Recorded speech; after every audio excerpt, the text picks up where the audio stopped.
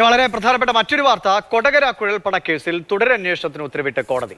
Irinjalakuda additional sessions കോടതിയുടേതാണ് ഉത്തരവ്. അരുൺ ശങ്കർ വിവരങ്ങളുമായി ചേരുന്നുണ്ട്. അരുൺ, ഈ കൊടകര കള്ളപ്പണവുമായി ബന്ധപ്പെട്ട് പല വിധത്തിലുള്ള തർക്കങ്ങൾ ഒക്കെ നിലനിൽക്കുന്നു. അതിനിടയിൽ നിർണായകമായ കോടതി വിവരങ്ങൾ നമുക്ക് മുന്നിലേക്ക് വന്നിരിക്കുന്നു. ഇപ്പോൾ വീണ്ടും നടപടികൾ കൂടുതൽ ശക്തമായി തന്നെ പോവുകയാണ്. എന്താണ് അറിയുന്ന വിവരങ്ങൾ?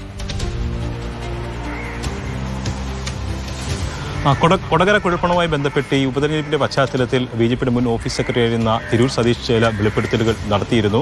ഈ കൊടകര കുഴൽപ്പണം എന്നത് തിരഞ്ഞെടുപ്പ് ഫണ്ടായിരുന്നു, BJPക്ക് വന്ന തിരഞ്ഞെടുപ്പ് ഫണ്ടായിരുന്നു. 6 ചാക്കുകളിലാക്കിയായിരുന്നു ഈ പണം കൊണ്ടുവന്നിരുന്നത്. ധർമ്മരാജനാണ് ഈ പണം കൊണ്ടുവന്നിരുന്നത് ഉൾപ്പെടെയുള്ള ചില സുപ്രധാന വെളിപ്പെടുത്തൽ ഇയാൾ നടത്തിയിരുന്നു. ഇതിന്റെ പശ്ചാത്തലത്തിലാണ് ഈ കേസിൽ തുടരന്വേഷണം ആവശ്യപ്പെട്ടുകൊണ്ട് അന്വേഷണ സംഘം കോടതിയെ സമീപിച്ചത്.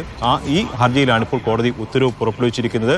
ഇരിങ്ങാലക്കുട ജില്ലാ സെഷൻസ് കോടതിയാണ് കേസിൽ തുടരന്വേഷണത്തിന് ഇപ്പോൾ അനുമതി നൽകിക്കൊണ്ട് ഉത്തരവിട്ടിരിക്കുന്നത്. BJP സംബന്ധിച്ച് രാഷ്ട്രീയമായി പ്രതിരോധത്തിലാക്കുന്നത് തന്നെയാണ് ഈ തീരുമാനം. കാരണം ഈ കൊടകര കുഴൽപ്പണ കേസിൽ BJP സംസ്ഥാന അധ്യക്ഷനായ K. സുരേന്ദ്രനാണ് ആരോപണ വിധേയൻ. നേരത്തെ സംസ്ഥാന പോലീസ് നടത്തിയ അന്വേഷണത്തിൽ സുരേന്ദ്രനെ പ്രതിചേർത്തിരുന്നില്ല, മൊഴിയെടുത്തിരുന്നു, പക്ഷേ പ്രതിചേർത്തിരുന്നില്ല. എന്നാൽ തിരൂർ സതീഷിൻ്റെ വെളിപ്പെടുത്തൽ എല്ലാം സുരേന്ദ്രനിലേക്കായിരുന്നു കേന്ദ്രീകരിച്ചിരുന്നത്. കാരണം പണം കൊണ്ടുവന്നിട്ടുള്ള ധർമ്മരാജനും സുരേന്ദ്രനും തമ്മിൽ ബന്ധമുണ്ടായിരുന്നു എന്നും അദ്ദേഹം പറഞ്ഞിരുന്നു.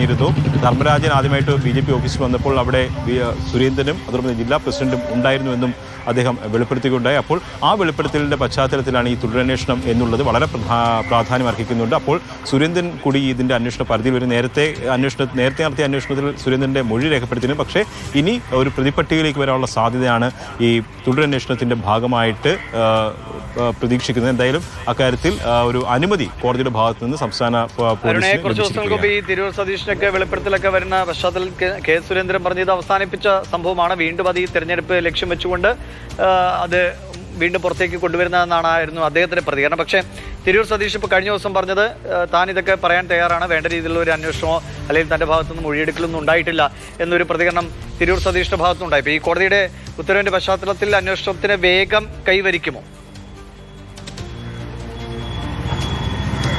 തീർച്ചയായിട്ടും അങ്ങനെ തന്നെ വേണം കരുതാൻ. അതുകൊണ്ടാണല്ലോ അന്വേഷണ സംഘം തുടരന്വേഷണത്തിന് വേണ്ടിയിട്ട് കോടതിയെ സമീപിച്ചത്. തിരൂർ സതീഷ് ഇക്കാര്യത്തിൽ വെളിപ്പെടുത്തൽ നടത്തിയതിനു ശേഷം ചില പരാതികൾ പറഞ്ഞിരുന്നു. അതായത് വെളിപ്പെടുത്തൽ നടത്തി ദിവസങ്ങൾ കഴിഞ്ഞിട്ടും ആഴ്ചകൾ കഴിഞ്ഞിട്ടും ഇക്കാര്യത്തിൽ ഒരു മെല്ലെപ്പോക്ക് അന്വേഷണ